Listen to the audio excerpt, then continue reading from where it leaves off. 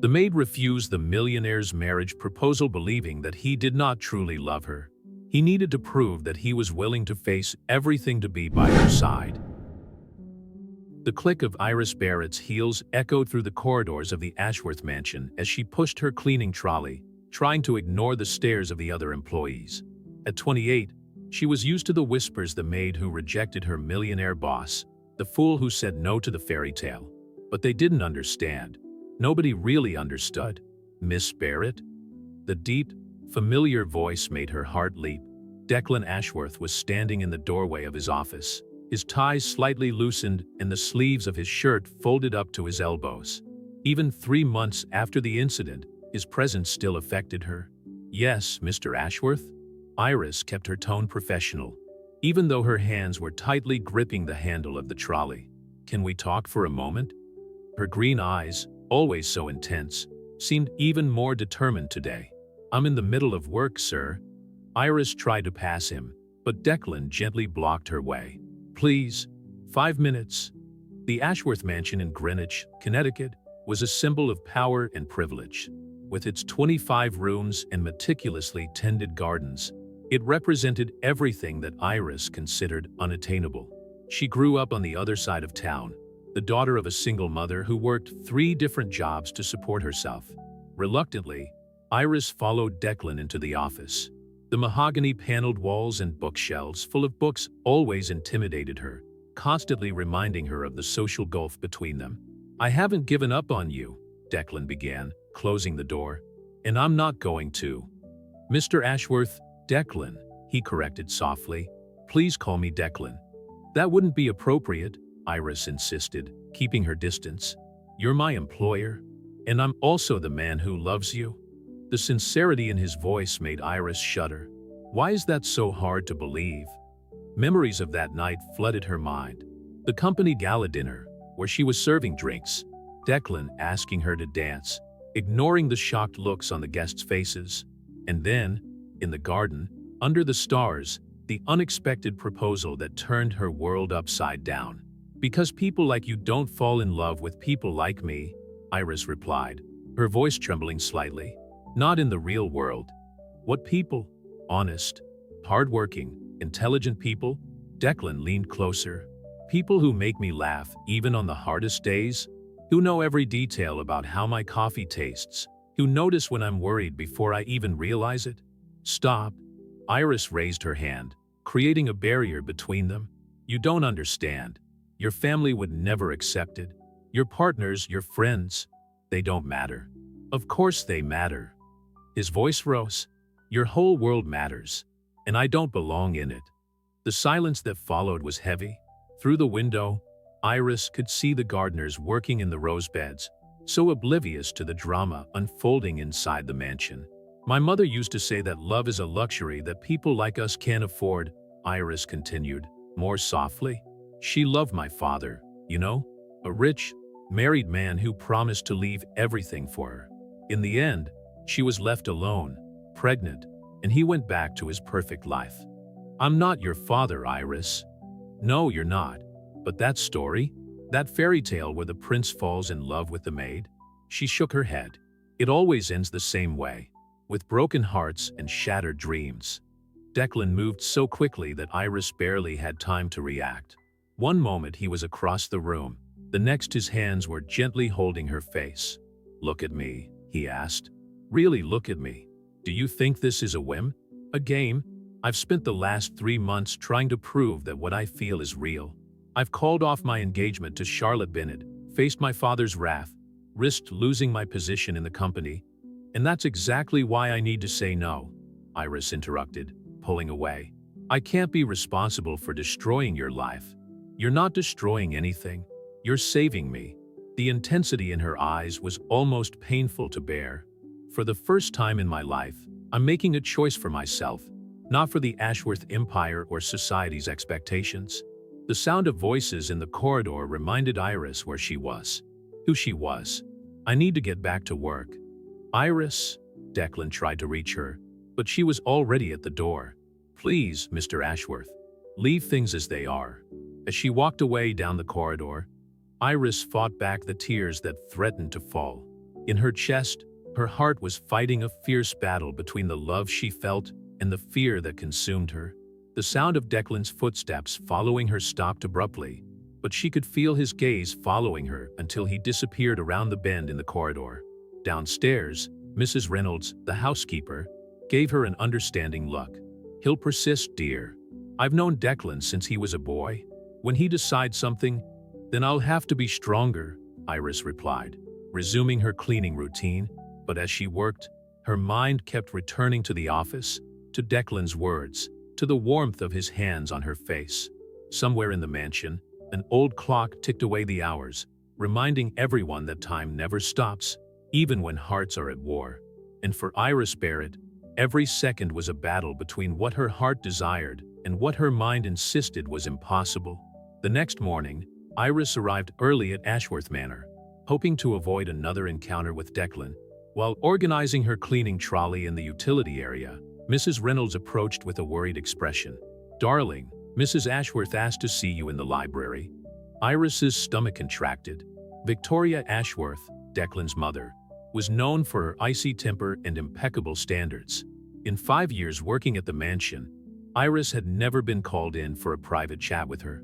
"Now, right away," Mrs. Reynolds confirmed, gently squeezing her shoulder. The library was in the east wing of the mansion, a shrine to rare books and valuable antiques.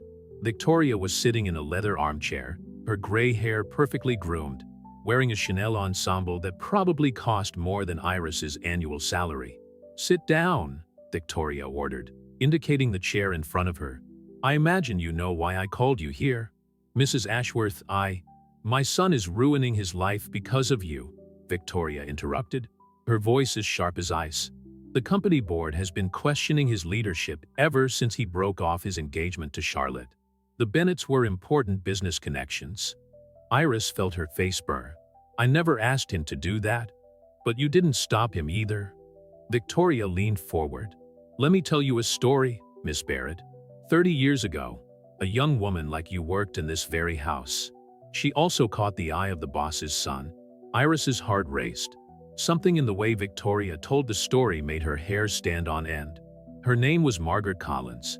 She was beautiful, intelligent, and believed that love could overcome social barriers. Victoria paused, her eyes studying Iris intently. "Do you know what happened to her?"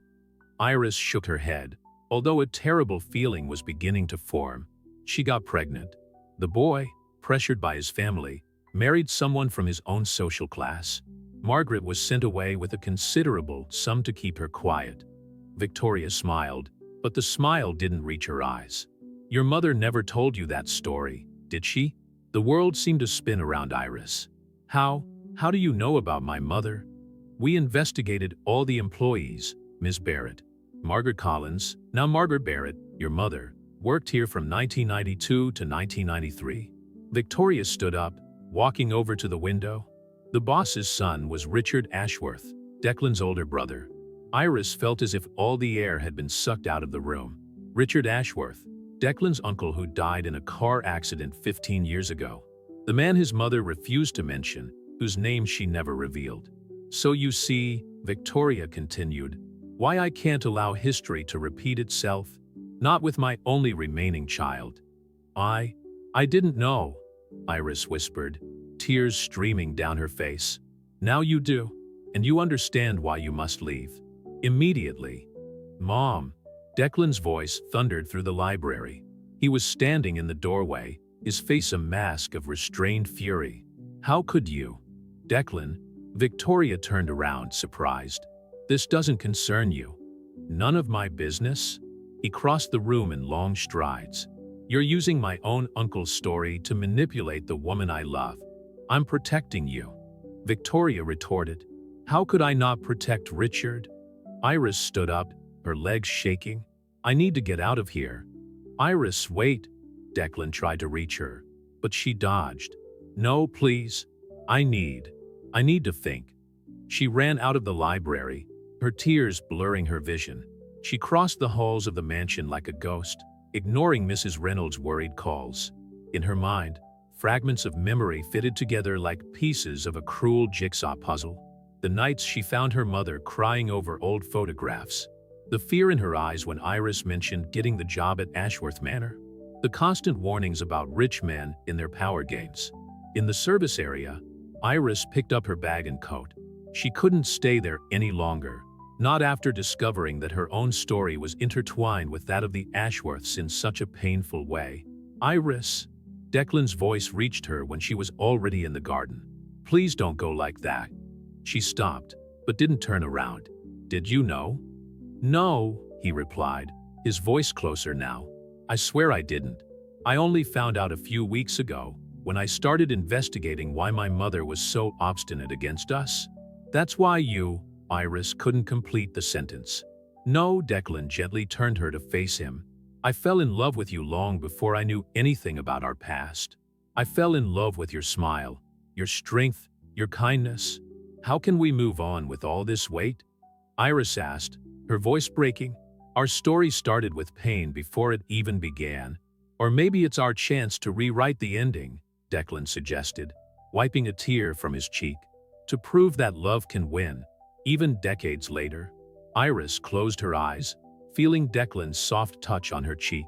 In her heart, fear danced with hope, while her mind tried to process all the revelations of the day. I need to talk to my mother, she finally said. I need to hear her story. I understand. Declan nodded. But promise you'll come back. Promise you won't let their past destroy our future. Iris looked at the Ashworth mansion, at the windows that held so many secrets, so many stories of love and loss. Somewhere within those walls, her mother had lived her own story of forbidden love. Now it was her turn to decide whether to let the past dictate her future. I'll be back, she promised, her voice firmer. But first, I need to make peace with our history. The small house in Stamford where Iris grew up remained virtually unchanged. The modest garden, the faded curtains, and the familiar creak of the porch step all exactly as she remembered it. But today, standing in front of the door, Iris felt as if she was seeing everything for the first time. Margaret Barrett was sitting in her favorite armchair when Iris entered, knitting what looked like a scarf. At 52, she still retained traces of the beauty that had once enchanted Richard Ashworth, although the years had left their mark. "Mother," Iris called softly, watching as Margaret's fingers stopped abruptly. "We need to talk about the Ashworth mansion." The knitting fell into Margaret's lap, her hands trembling slightly. How did you find out?" "Victoria Ashworth told me. About you and Richard." Iris approached, taking a seat on the sofa next to the armchair. "Why didn't you ever tell me?" Margaret closed her eyes, as if gathering her strength. "Because that story died with Richard? Or at least, I thought it had. Did you really love him? More than I should have." Margaret finally looked at her daughter. "He was different from Declan, you know? More impulsive, less determined. When his grandfather demanded that he marry the Hamilton's daughter, he gave in. He said he'd find a way for us to be together afterwards. But he never did," Iris added softly. "No." Margaret took an old box from the shelf, opening it to reveal old photographs and yellowed letters. "He sent letters for a while, then just monthly checks, which I never cashed. And then, the accident." Iris picked up one of the photographs. In it, a young Margaret was smiling next to a tall man with green eyes, the same eyes as Declan. "Why did you let me work there? I tried to stop you at first. But you were so determined," Margaret sighed. "And part of me thought that maybe you could have a better life than I did, that the Ashworths had changed." "Declan is different," Iris said, her voice firm. "He's willing to face everything and everyone for us. Richard used to say that too." Margaret gently touched her daughter's face. "But love isn't always enough, dear. Sometimes the weight of the name, the fortune, the expectations." "I rejected him, you know," Iris interrupted. "When he asked me to marry him, I did exactly what you always taught me not to trust fairy tales. And yet he's still fighting for you?" "Yes." Iris couldn't help the small smile that appeared on her lips. "Even when I say no, even when I build walls, he finds a way to show that he cares. Not with grand gestures, but with little things, like reminding me how much I like my coffee, or leaving encouraging post-its on my cleaning trolley. Margaret was silent for a moment, studying her daughter. Do you know what hurt me the most? It wasn't that Richard chose his family. It was that he never really fought. He chose the easy path, the expected one, and Declan is choosing the hard way, Iris realized. He's risking everything. Maybe, Margaret hesitated, maybe I've taught you to be so afraid of love that you can't recognize when it's real. The words hit Iris like a punch in the gut. How many times had she used her mother's past as a shield, as an excuse to keep Declan at a distance? What should I do, Mom? What does your heart say? Iris closed her eyes, letting the memories of the last few months flood her mind. Declan defending her when other employees made mean comments. Him spending sleepless nights working, but always stopping to ask if she needed anything. The way his eyes lit up when she entered the room. My heart says I love you, she admitted, her voice almost a whisper. But I'm so afraid. Fear is natural, darling. Margaret held her daughter's hands. But don't let my story be your prison. If Declan is half the man you described, then maybe this is your chance to rewrite our story, to prove that sometimes love really does win. Iris's phone vibrated a message from Declan. I know you need time, but when you're ready, I'll be here, always. He gives me space when I need it, Iris explained to her mother. He respects my limits, my insecurities, but he never gives up. Then maybe, Margaret smiled softly, it's time you stop giving up too. Iris looked again at the photo of her mother with Richard. Two young people, in love, whose love wasn't strong enough to overcome social barriers. But while Richard had given in to the pressures, Declan was willing to face them. I need to get back to the mansion, Iris decided, standing up. There's something I need to do. Iris, Margaret called out when she was already at the door. Don't let my fears define your future. You deserve to be happy. With tears in her eyes, Iris hugged her mother one last time before leaving. The sun was beginning to set as she drove back to Greenwich, her heart lighter and her mind clearer than it had been in months. It was time to stop running away. It was time to give love a chance. Dusk tinged the Greenwich sky as Iris parked her car at the back of the Ashworth mansion. Her heart was pounding as she watched the lights come on in Declan's office, where she had so often found him working late. The conversation with her mother still echoed in her mind, along with a new determination that was beginning to blossom. Instead of using the service entrance, Iris headed for the front door, a small but significant change to her usual routine. Martha, one of the older maids, eyes widened at the sight of her. Miss Barrett? Mr. Ashworth is in an important meeting with. Please, Martha. I need to see him. Something in Iris's expression must have convinced Martha, who nodded and led her into the office. Through the ajar door, Iris could hear excited voices. You're throwing away your future, Declan. The deep voice belonged to Theodore Ashworth, Declan's father. First Charlotte, now this? The council is considering a vote of no confidence? Then let them. Declan's reply was firm. I've built this company as much as you have. I've transformed entire departments, modernized our structure. If they can't separate my personal life from my professional skills, maybe it's time to, what, give it all up for a maid? For love, Dad. The word made Iris's heart leap. Something you and Mom seemed to have forgotten a long time ago. Martha hissed softly, announcing her presence. The silence that followed was deafening. Theodore Ashworth, Victoria, and 3 members of the council turned to face her, their expressions ranging from shock to disapproval. But Iris only had eyes for Declan. He was standing by the window, his tie loosened and his hair slightly mussed, signs of a long discussion. His green eyes lit up when he saw her. Iris, that's unacceptable. Victoria stood up. How dare you interrupt a private meeting? With all due respect, Mrs. Ashworth, Iris replied, surprising everyone with her calmness. This meeting is about me, about us. I think I have a right to be here. Declan moved towards her, but Theodore stopped him. That's exactly the kind of inappropriate behavior we were discussing. An employee who doesn't know her place. My place? Iris stepped forward. I've spent so long trying to know my place, Mr. Ashworth. Trying not to repeat my mother's story. But you know what I realized today? That in trying so hard not to be her, I ended up becoming you. The room felt absolutely silent. Victoria visibly paled. I was so focused on maintaining social barriers, on knowing my place, that I forgot to be human, of being brave. Iris looked directly at Declan. To love. Ms. Barrett, one of the board members intervened. Surely you understand that there are considerations beyond romantic sentiment. The company's reputation. The reputation? Declan laughed bitterly. Our company was built by people who weren't afraid to challenge the status quo. My grandfather was the son of Irish immigrants who barely spoke English. He built it from scratch because he refused to accept the limits that society tried to impose. That's different, Theodore argued. Why? Iris asked softly. Because I'm a maid?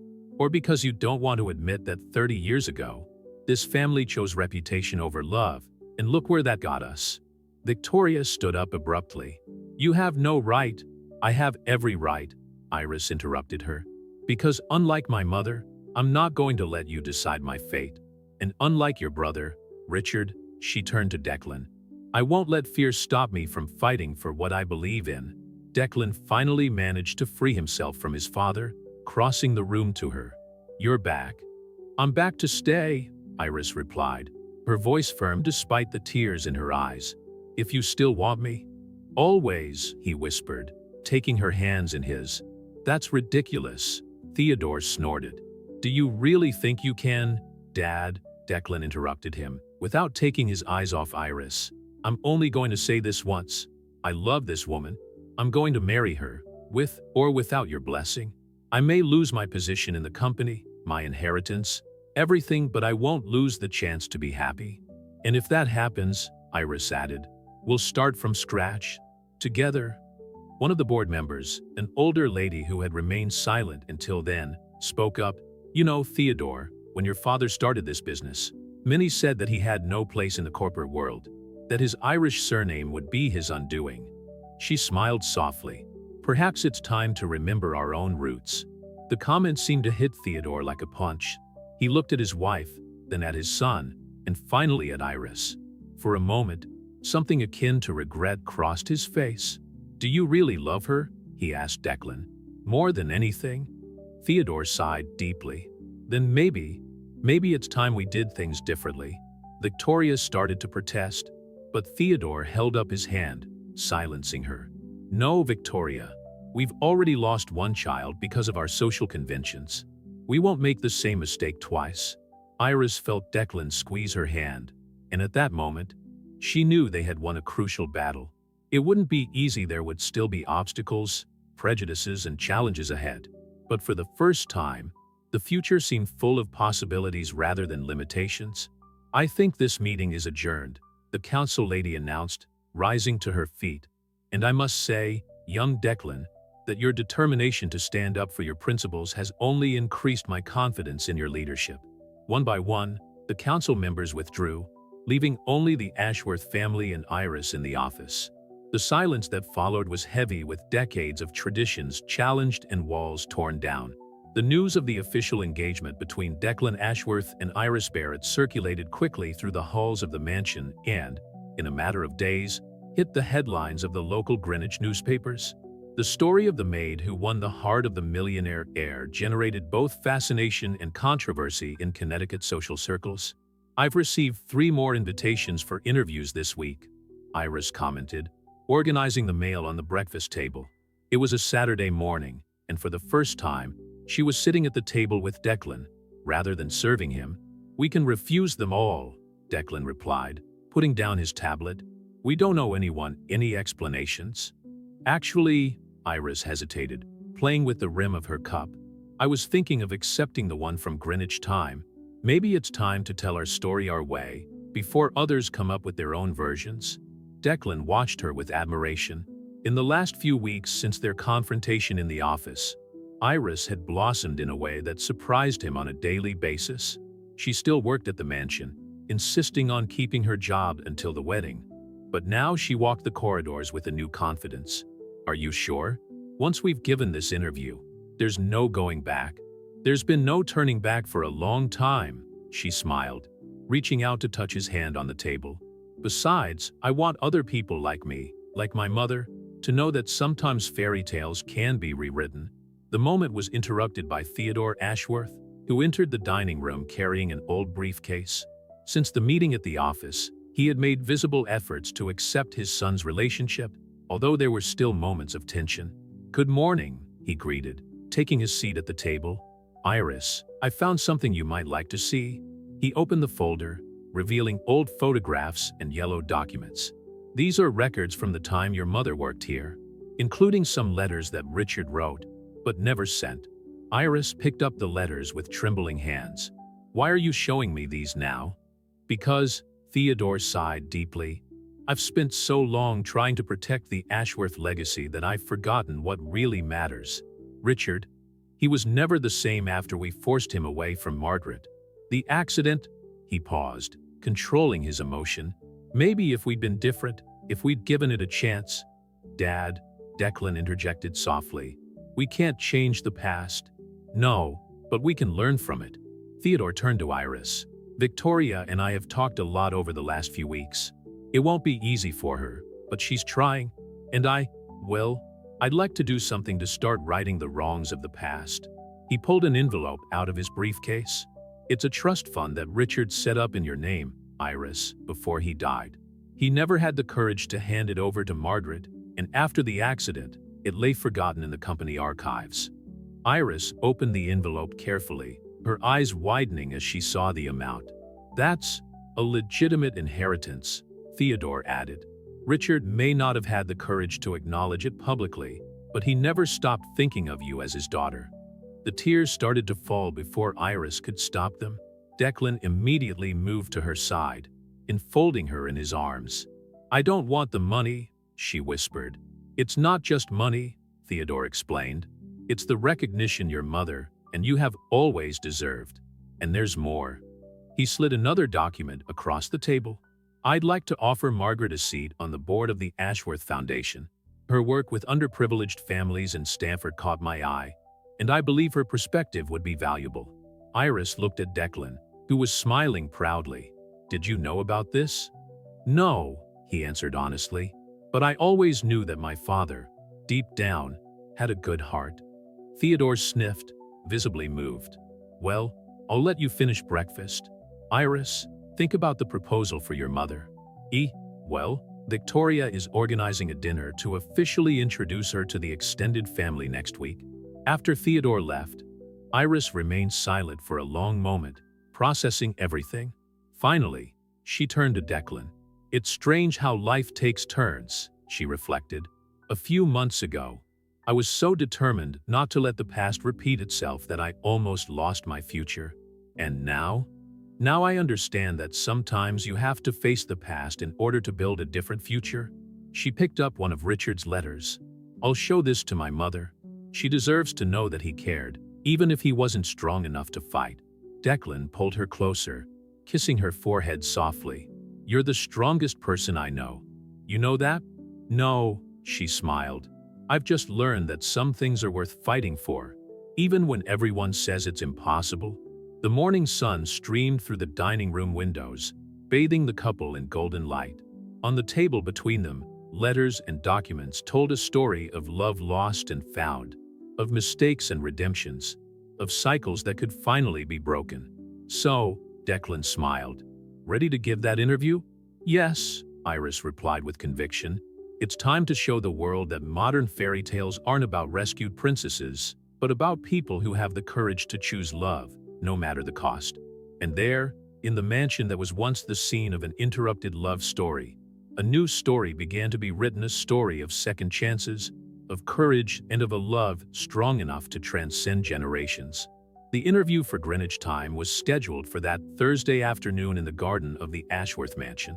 Iris nervously adjusted the navy blue dress that Victoria had surprisingly insisted on buying for the occasion.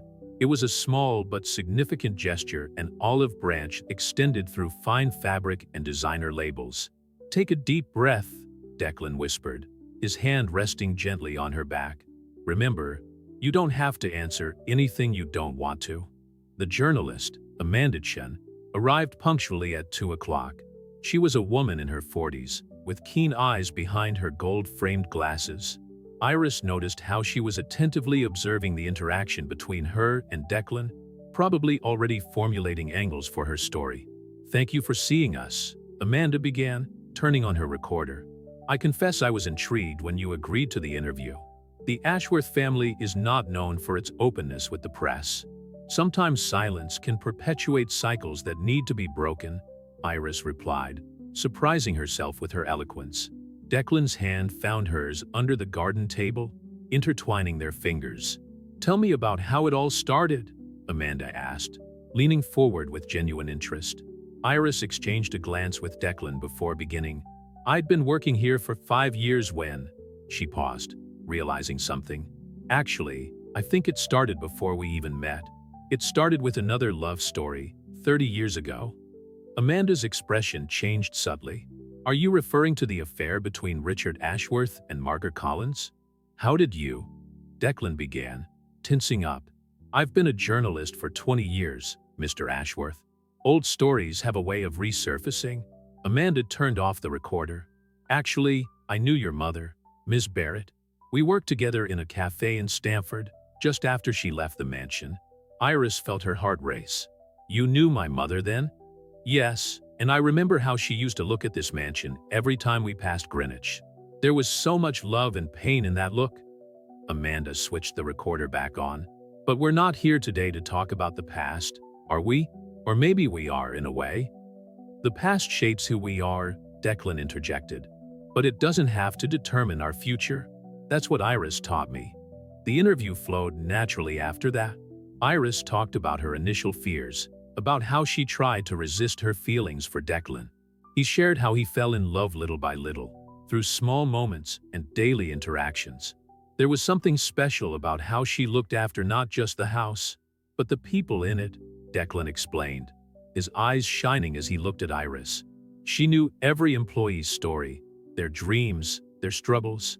"When my father had that pressure crisis last year, it was Iris who spotted the first signs and insisted we call an ambulance." "What about your family?" Amanda asked. "How did they react at first?" "With fear," Iris answered honestly. "The same fear I had that history would repeat itself. But sometimes you have to face your fears to discover that what you feared wasn't as scary as you thought." Amanda paused, taking notes. "You mentioned a trust fund set up by Richard Ashworth. How did that affect your decision to make the relationship public?" "It didn't," Iris was firm. "Money never was and never will be the motive. In fact, I intend to use some of it to set up a foundation to help families of domestic workers gain access to higher education." "An interesting choice," Amanda observed, "especially considering that you yourself had to work to pay for your evening studies in business." Declan turned to Iris in surprise. She had never mentioned that before. "Yes," Iris confirmed softly. 3 nights a week. After work here, I went to class. I still have 2 semesters left to graduate." "And now?" Amanda questioned. "Now?" Iris smiled. "Now I'm going to finish my degree. I'm going to marry the man I love. And I'm going to work to ensure that other people have the opportunities one had not out of charity, but out of merit." The interview continued for another hour, covering topics from their wedding plans to the changes the couple hoped to bring about in the community. When Amanda finally turned off her recorder, her smile was genuine. "You know," she commented, putting away her equipment, "when I accepted this assignment, I expected to find a modern-day Cinderella story, but I found something much deeper, a story about breaking cycles, about courage, and about how love can be a catalyst for real change." After the journalist left, Iris and Declan stayed in the garden, watching the sun begin its descent over the horizon. The scent of the roses Margaret had once tended still hung in the air, like a silent reminder of how past and present were intertwined. "Why didn't you ever tell me about college?" Declan asked softly. "At first, because I didn't want to seem like I was trying to prove something. Then there was always something more urgent going on." She smiled. "Besides, I like the idea of having made it on my own. You're amazing, you know that?" Declan pulled her close, kissing her forehead. "And when you graduate, I want to be in the front row, cheering louder than everyone else. Even if I'm wearing a wedding dress under my gown?" Declan laughed. "Especially if you're wearing a wedding dress under your gown." The sound of footsteps made them both turn around. Victoria Ashworth was standing next to the rose bushes, her face a mask of contained emotion. The interview went well. Yes, Iris replied. The story comes out on Sunday. Victoria nodded, hesitating before continuing. I heard what you said about the foundation. It's a noble idea. Thank you, Iris replied softly, recognizing the effort those words had cost her future mother-in-law. Perhaps, Victoria continued, her voice trembling slightly, I could help with the foundation. I have experience in running non-profit organizations and we'd love to, Declan interrupted, smiling at his mother. As the sun set over Greenwich, 3 generations of stories converged in that garden, and for the first time, the future seemed to shine brighter than the shadows of the past. News of the Greenwich Time interview spread like wildfire through the community.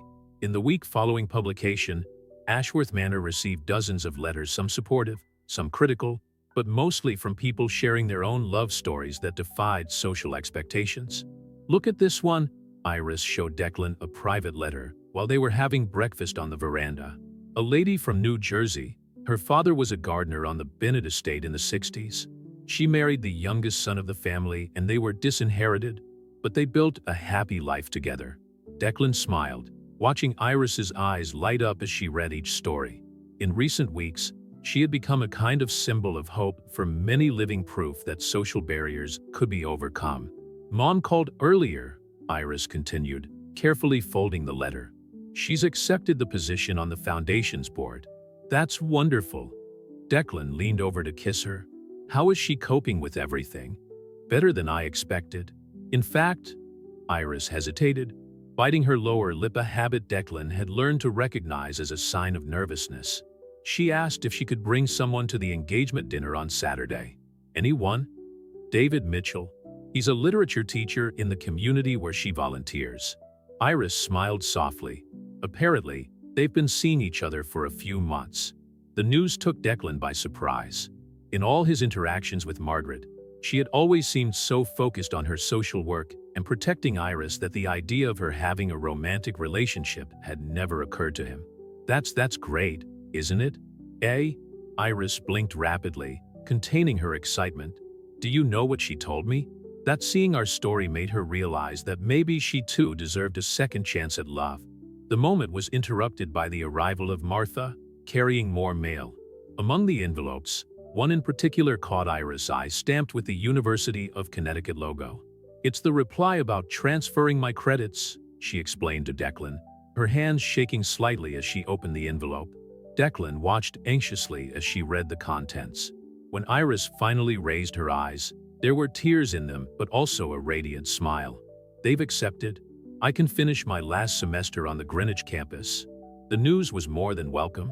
Ever since they decided to get married, the logistics of Iris continuing her studies at Stanford while they planned their life together at Greenwich had been a constant worry. This deserves a celebration, Declan declared, standing up and holding out his hand to her. How about a special lunch at La Maison? Now? But you've got that meeting with the investors. That can wait. He smiled, pulling her into his arms. Some things are more important. La Maison was a small French restaurant in the center of Greenwich, known as much for its exceptional food as for its exclusive clientele. As they entered, Iris couldn't help but notice the stares, some curious, others not so friendly. Mrs. Bennett, Declan politely greeted an elegant lady who was dining with 2 friends. Charlotte Bennett, his ex-fiancée, was her daughter. The woman only nodded stiffly, but one of her companions, a silver-haired lady whom Iris recognized as a member of the Ashworth Foundation Board, smiled openly at the couple. Miss Barrett, I was just talking about your proposal for the scholarship program.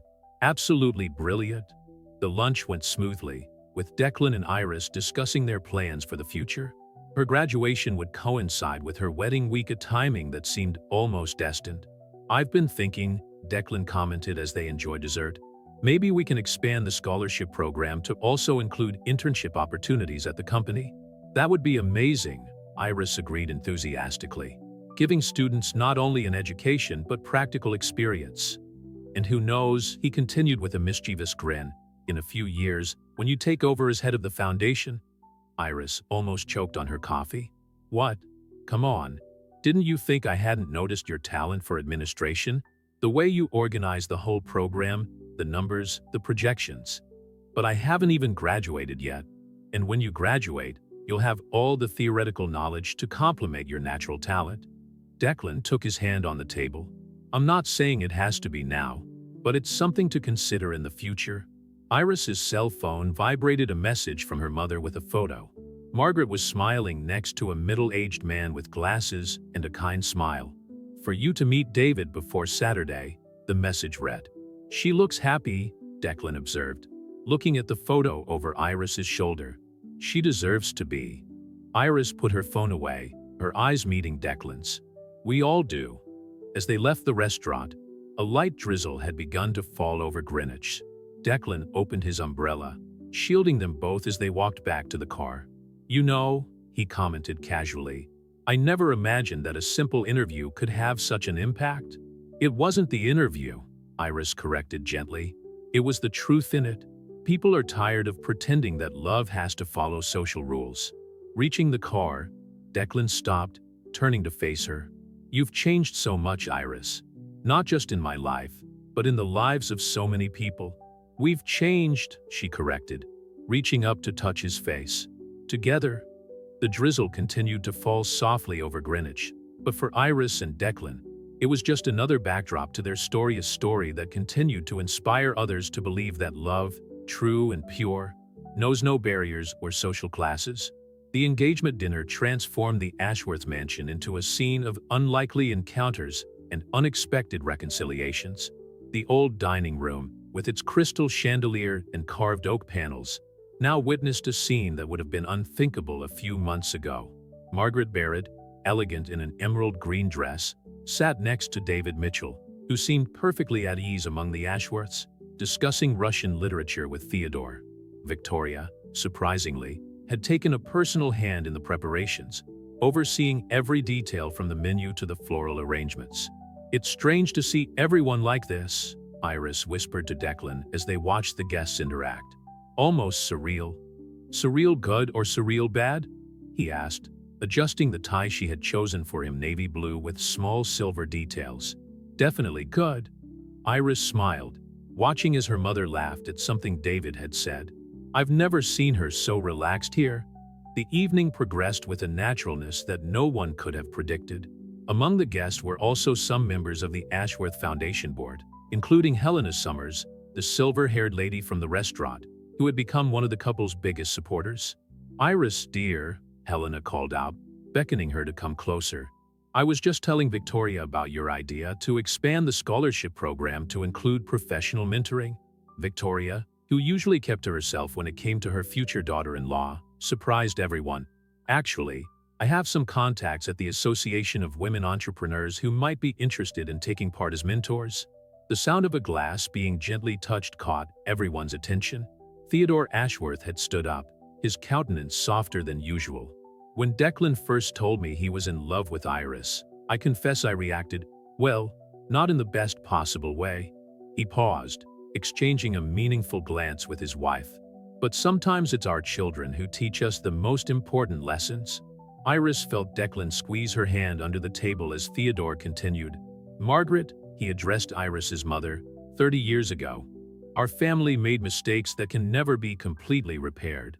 But perhaps, through Declan and Iris, we can begin to build something new, something better.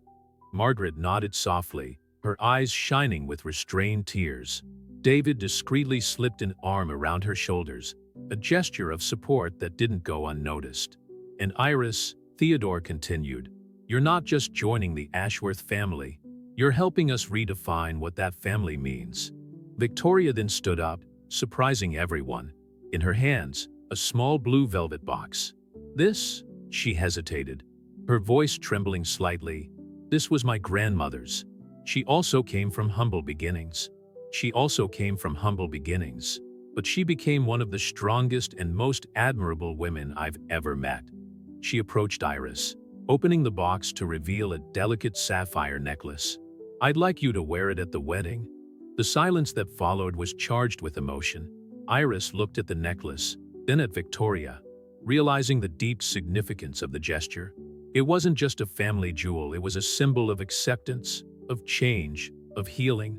I'd be honored, Iris managed to say, her voice breaking. Declan stood up then, pulling Iris gently with him. Since we're sharing surprises, he smiled, pulling an envelope from his inside jacket pocket. Iris isn't the only one who's been working on special projects. He handed the envelope to her, who opened it curiously. Her eyes widened as she read the contents. It's a partnership with 3 of the largest universities in the state, Declan explained to those present. They've agreed to participate in the scholarship program, offering specific places to domestic workers and their children. And this, he continued, taking another document out of the envelope, is the contract establishing the Margaret Barrett Fund for Education and Professional Development. Margaret put her hands to her mouth, clearly moved. Declan, your story, Margaret, inspired all of this, he explained softly. And now, through that background, other stories may have different endings. The evening continued, but something had fundamentally changed in that room. The old barriers, built up by generations of prejudice and social expectations, were beginning to dissolve, replaced by something new and stronger: understanding, acceptance, love. Later, when the guests began to say goodbye, Iris found her mother in the garden, gazing at the rose bushes she had once tended. "David is a good man," Iris commented, joining her. "Yes, he is." Margaret smiled. "He makes me believe that sometimes the universe gives us second chances, not just to correct mistakes, but to discover new ways of being happy."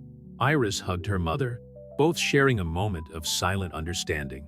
On the horizon, the lights of Greenwich shone like earthly stars, silent witnesses to how love, in all its forms, had the power to transform not just hearts, but entire generations. The wedding day was fast approaching, and Ashworth Manor had become a whirlwind of activity.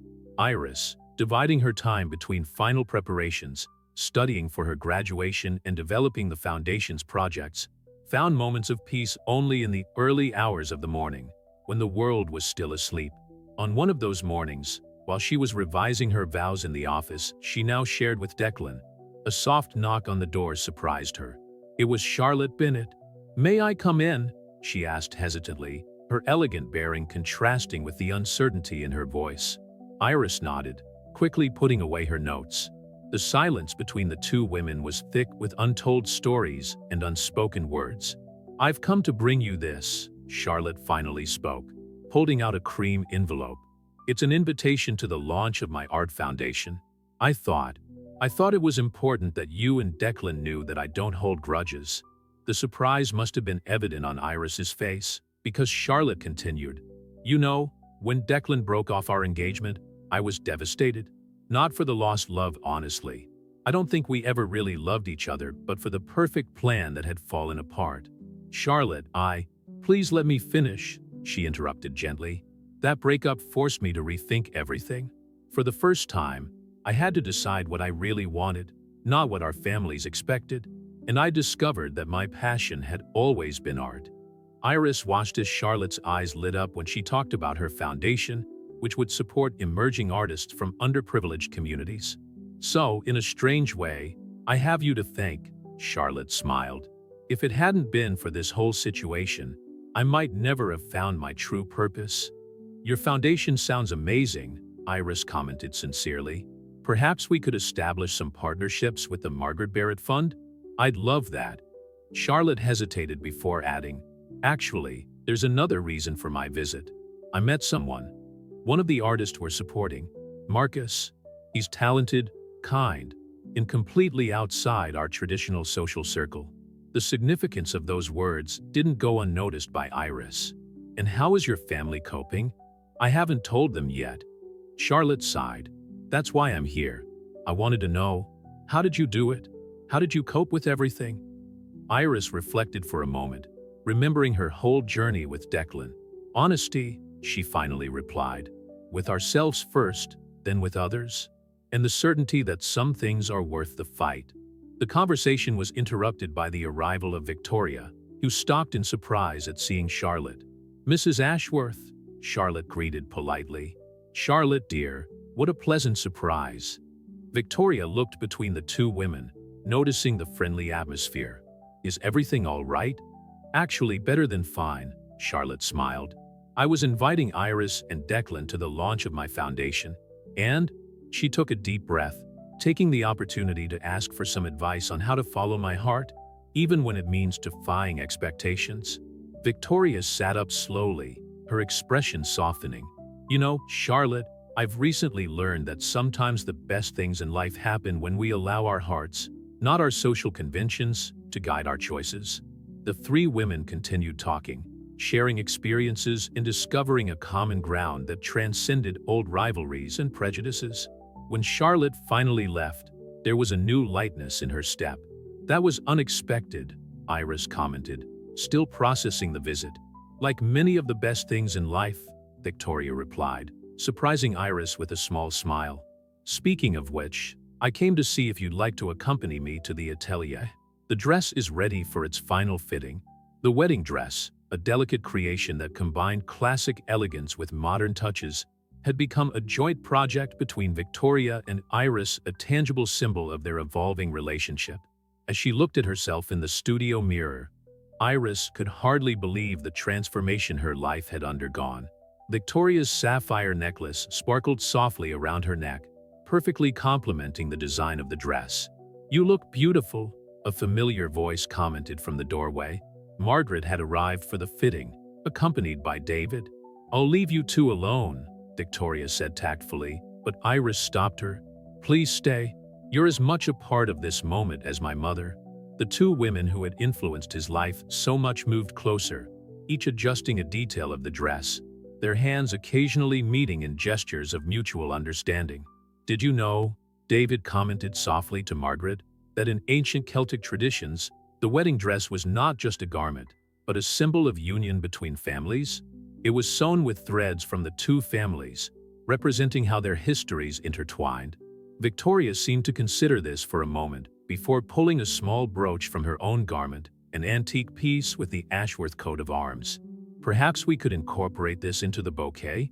"And this," Margaret added, removing a delicate cameo she always carried, "belonged to my grandmother. She wore it at her own wedding." Iris watched the two women work together to incorporate the pieces into her bouquet, creating something new and meaningful from their separate histories. It was a perfect metaphor for how their lives had intertwined, transforming old wounds into new possibilities. The wedding day dawned with an almost magical softness in Greenwich. Iris watched the movement of the final preparations through the window of the room where she was getting ready, her mind replaying the extraordinary journey that had brought her there. "Are you ready?" Margaret asked, delicately adjusting her veil. The wedding dress, with its elegant design and the personal touches of the two families, perfectly represented the union they would celebrate that day. "I can hardly believe we've come this far," Iris confessed, her hands gently squeezing the bouquet where the Ashworth brooch and her grandmother's cameo shone side by side. Victoria entered the room, surprising everyone with tears in her eyes. "The garden is perfect. The roses, they've never bloomed so beautifully. The same roses I planted all those years ago," Margaret commented softly, exchanging a meaningful glance with Victoria. "And they will continue to bloom for generations to come," Victoria added, in a rare moment of vulnerability. The wedding was to take place in the garden of the mansion, a decision that carried special significance. It was there, among those same rose bushes, that two love stories had begun, with such different outcomes. Now, the place would be the scene of a new beginning. Helena Summers rushed in, bringing a surprise. "This has just arrived for you, Iris." It was a letter from the University Council. "I couldn't wait to deliver it." With trembling hands, Iris opened the envelope. Her face lit up as she read the contents. "I passed with honors, and they want me to be on the advisory committee for the new scholarship program." The hugs and congratulations were interrupted by a soft knock on the door. It was Charlotte, radiant in a navy blue dress. "I've brought you something." She handed Iris a small package. Inside was a miniature painting, the work of Marcus, depicting the garden's rose bushes in full bloom. As a reminder that sometimes the most beautiful stories begin in the most unlikely places, Charlotte smiled. The ceremony was about to begin. Through the window, Iris could see the guests settling down in the garden. David led Margaret to her place in the front row. where she would sit next to Theodore and Victoria. Members of the foundation's board mingled with staff from the mansion, the old social barriers dissolved by the soft music that filled the air. "It's time," Mrs. Reynolds announced, her eyes shining with tears of joy. She, who had witnessed the whole story unfold, now occupied a special place in the ceremony. Theodore appeared at the door, a surprise he and Margaret had planned together. "It would be an honor to walk you down the aisle with your mother." The gesture symbolized more than a tradition. It was the final recognition of how their families had transformed and united. Margaret joined them, and together they began the walk down the rose aisle. Declan was waiting at the makeshift altar, his face lighting up at the sight of Iris. Next to him, among the groomsmen, was a picture frame with Richard's photo, a respectful way of including his memory in that moment of healing and renewal. The vows were exchanged with palpable emotion. Declan spoke about how Iris had not only transformed his life, but had inspired profound changes in the whole community. Iris, in turn, thanked him for persisting when she tried to run away, for proving that true love knows no barriers. During the reception, important announcements were made. The Ashworth Foundation, now in partnership with the Margaret Barrett Fund in the Art Foundation of Charlotte, would launch a comprehensive program of educational and cultural support. Victoria surprised everyone by announcing her decision to step down as chairman of the board, appointing Iris as her successor upon completion of her postgraduate studies. "The future belongs to those who have the courage to dream differently," Victoria declared, raising her glass in a toast. While the guests danced and celebrated, Iris and Declan found a quiet moment by the rose bushes. The sun was setting over Greenwich, painting the sky in shades of pink and gold. "Do you know what I love most about you?" Declan asked, hugging her from behind as they watched the party. "What? How you've transformed not only our story, but the story of so many others? Look over there," he pointed to Charlotte dancing with Marcus, "and over there, Margaret and David chatting animatedly with a group of university professors, and over there, Theodore and Victoria hugging, looking younger and happier than they had in years. We transformed," Iris corrected, turning to face him. "Together." The sound of laughter and music floated through the garden as the couple shared a gentle kiss, sealing not only their love, but the promise of a future where social barriers would no longer dictate the boundaries of the heart. The roses, silent witnesses to so many stories, continued to bloom in the Ashworth's garden, their petals now carrying no more painful secrets, but the promise that love, when true and courageous, has the power to transform not just lives, but entire generations. And so, under the Greenwich sky, a new story began, not a fairy tale, but something much more precious. A true story of love, courage, and transformation, proving that sometimes the happiest endings are those we write with our own courage to love without limits.